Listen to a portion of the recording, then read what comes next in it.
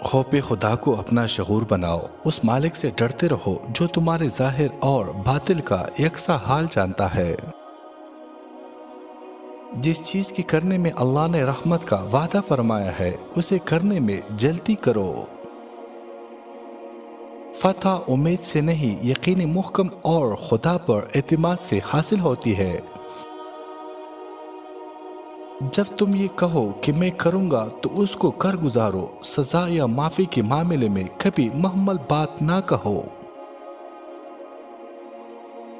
کم گوئی میں حکمت، کم خواری میں صحت اور لوگوں سے کم ملنے پر عافیت ہے۔ خدا کی نعمتیں اتنی زیادہ ہے کہ تم ان کا شمار کرنا چاہو تو بھی نہیں کر سکتے۔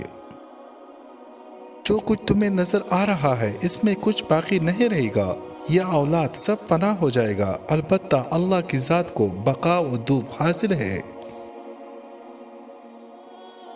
بہت شرم کی بات ہے کہ صبح تیرے جاگنے سے پہلے پرندے جاگ جائے۔ وہ لوگ بہتر ہے جو دنیا کو آخرت کے لیے ترک کر دیتے ہیں، لیکن جو دنیا اور آخرت دونوں کو لیتے ہیں وہ بہت بہتر ہے۔ تکبر اور غرور دل میں داخل نہ ہو، ورنہ سارا کیا دارا مٹی میں مل جائے گا۔ علم کے سبب کسی نے خدائی کا دعویٰ نہیں کیا، لیکن مال کی وجہ سے ضرور خدائی کا دعویٰ کیا گیا۔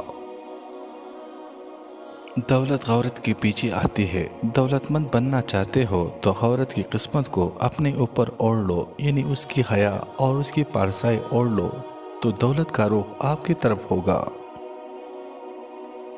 جو رائے بھی کسی کو دو اس میں خدا کا خوف ضرور شامل ہونا چاہیے، ورنہ خسارے کے سوا کچھ حاصل نہ ہوگا۔ جو شخص جہنم کے سائے سے بچنا اور خدا کے سائے میں آنا چاہتا ہے، اس کو چاہیے کہ سختی کے بجائے نرمی اختیار کرے۔